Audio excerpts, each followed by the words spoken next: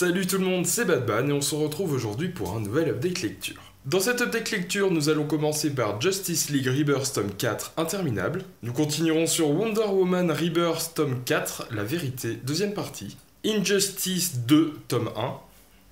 2 tome 1, ouais, c'est pas toujours facile, mais on va y arriver. Et nous finirons sur Geoff Jones présente Flash, tome 2, en cage. Enfin, on finira pas en cage, hein, c'est le titre qui s'appelle En cage, et... Commençons donc par Justice League Rebirth tome 4, scénarisé par Bryan Hitch et d'autres, et dessiné encore par Bryan Hitch et d'autres. On est toujours sur des collectifs... c'est compliqué. La Ligue de Justice n'est plus. Manhattan est détruite, et le seul responsable ne serait autre que Flash. Un adversaire mystérieux doté d'une arme surpuissante le prend pour cible, et il accuse le super-héros le plus rapide du monde du meurtre de sa famille. Mais à chaque fois que Flash rentre avec l'énergie générée par son arme, il est renvoyé dans le passé. Aidés de Batman, les deux héros réussiront-ils à résoudre ce mystère? Alors, première question qu'on pourrait se poser, Justice League Rebirth tome 4, qu'est-ce que ça donne par rapport au reste, vu que jusqu'à présent, tout était assez décevant? Eh ben j'ai trouvé ce tome 4 meilleur, bien meilleur que, je crois que c'était le 2 que j'avais préféré, que j'avais trouvé le moins pire de tous les Justice League, mais j'ai trouvé ce tome, ma foi, plutôt bon, plutôt agréable à lire.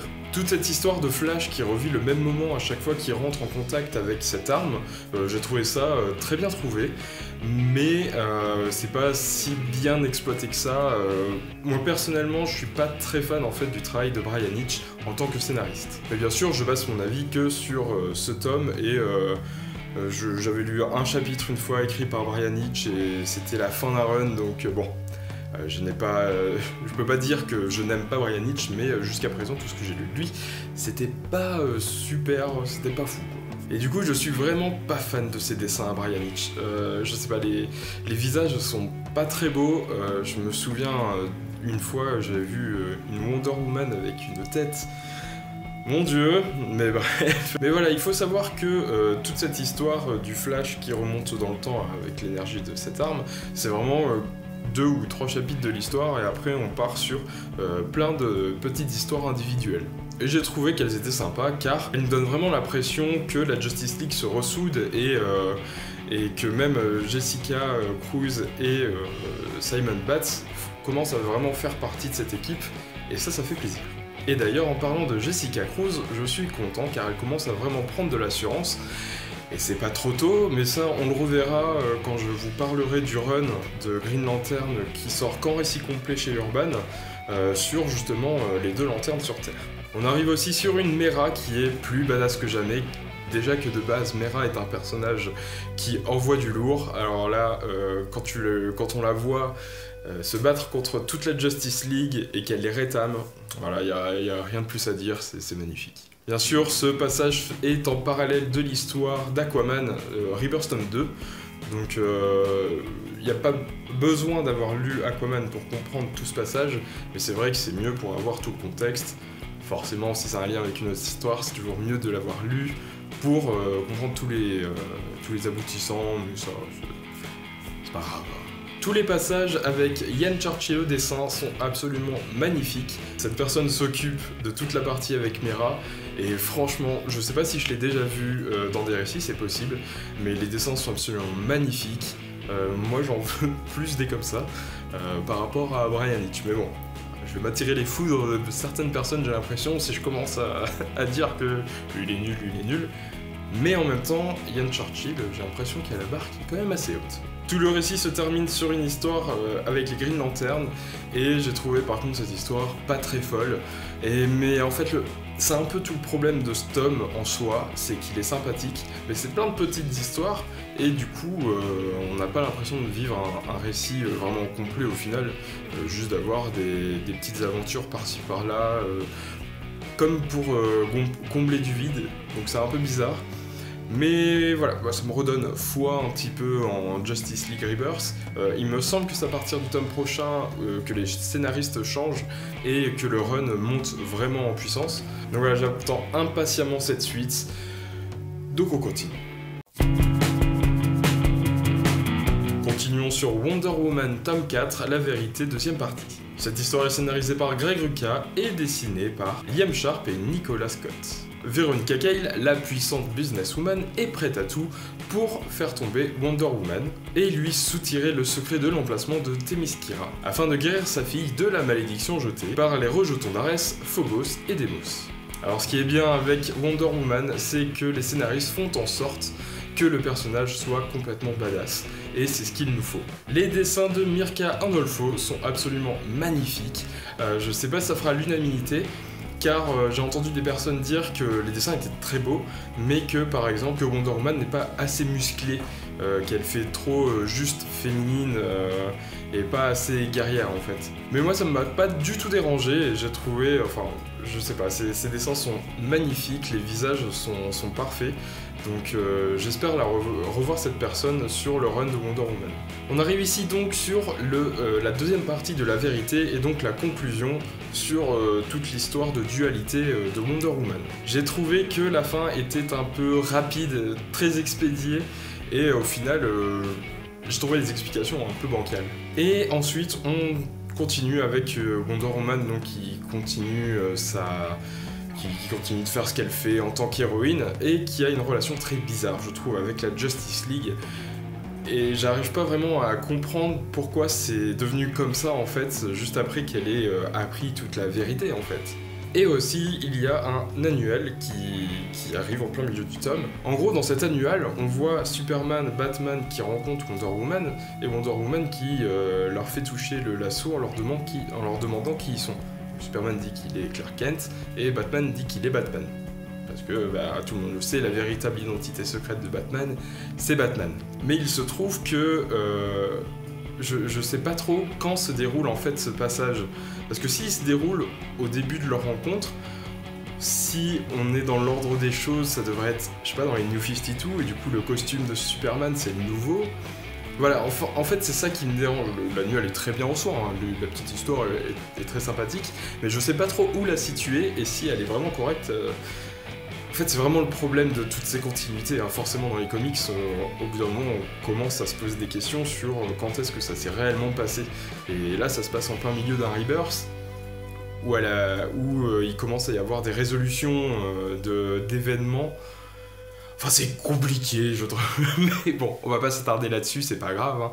Hein. Mais voilà, ça atterrit en fait en plein milieu du tome et j'ai trouvé ça un peu bizarre. Des fois, en général, les annuals, ils les mettent à la fin, comme ça, c'est juste un petit chapitre en plus, en fait, bonus. Et là, bon, c'est pas grave. Mais en soi, le tome 4 était quand même vraiment sympa. J'attends vraiment la suite avec impatience de Wonder Woman Rebirth, parce que jusqu'à présent, n'empêche, c'était plutôt bon. Continuons sur Injustice 2. Scénarisé par Tom Taylor et dessiné par Bruno Redondo, Daniel Semper, Mike Miller, et je crois qu'il y en a encore d'autres. Depuis que Superman a été mis hors d'état de nuire, il en va de la responsabilité de Batman de regagner la confiance des terriens et d'assurer sa sécurité une bonne fois pour toutes. Mais rapidement, d'autres forces s'élèvent dans l'espoir de profiter du vide laissé par l'ancien tyran. Batman n'a plus beaucoup d'alliés pour l'épauler, mais il peut toujours compter sur l'aide d'Harley Quinn. Et au même moment, la Suicide Squad en profite pour pénétrer le Pentagone. Ça fait super plaisir de continuer cet univers qu'est Injustice, car à la fin d'Injustice 1, j'espérais vraiment qu'il y ait des comics du 2.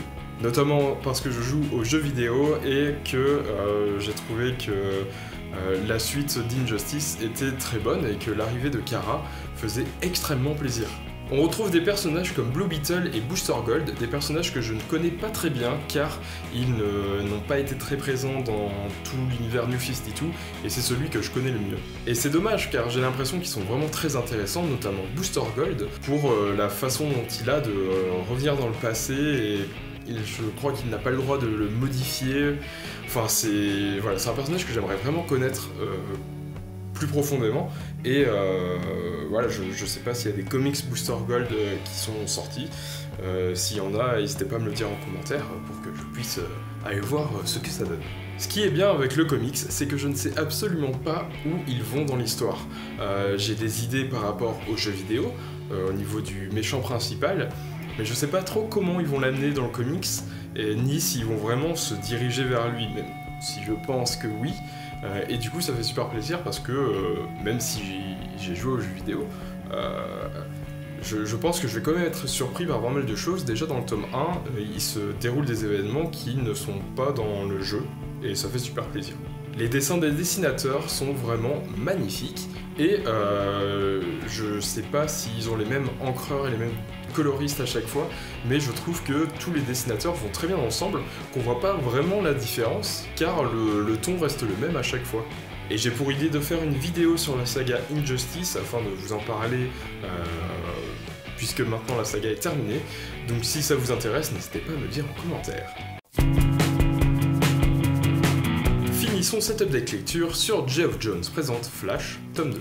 Donc ce comics est scénarisé par Geoff Johns et dessiné par Scott Collins, Ethan Van Sciver, je sais pas si ça se prononce comme ça, et bien d'autres. La prison d'Iron Heights est la plus sécurisée de tout Keystone City.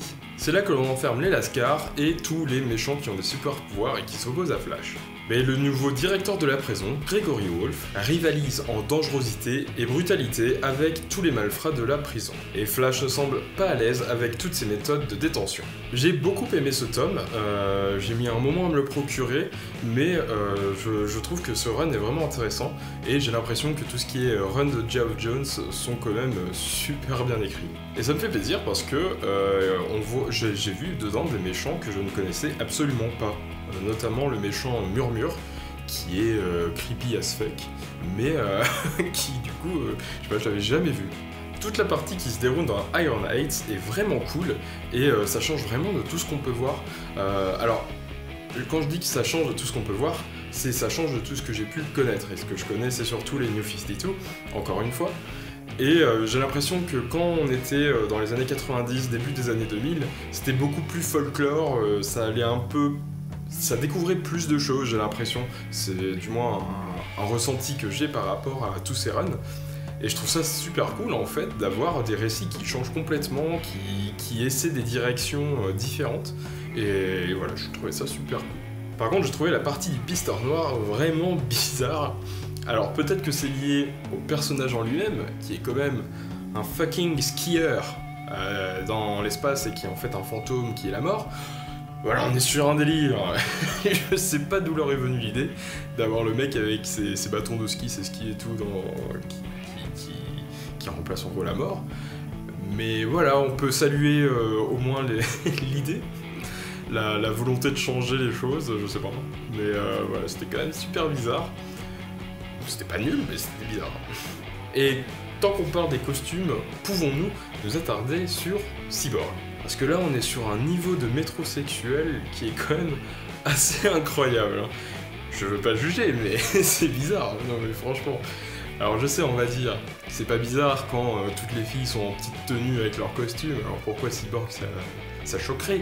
Là, je trouve quand même que c'est chaud, quoi. On est ici avec un cyborg qui a trouvé le gant de l'infini et qui s'en va pour combattre les Avengers. Attends, non, c'est pas ça. Donc voilà, ce tome était vraiment génial, bien qu'on sent que ça vient d'une autre époque, pourtant pas si éloigné que ça. Mais voilà, c'est vraiment what the fuck au possible, mais le personnage de Wally West est toujours aussi intéressant. Et ça me fait super plaisir, car c'est un personnage que je connaissais pas trop, en fait, Wally West. Forcément, j'arrête pas de le dire, moi je connais surtout les New 52 et Wally West, alors que c'est lui qui a été là pendant 300 ans juste avant, quoi. Et c'est terminé pour ce nouvel update lecture. Si vous avez lu un ou plusieurs de ces comics, n'hésitez pas à me le dire en commentaire et à me donner votre avis. Et on se retrouve pour de prochaines vidéos. Ciao, bye bye.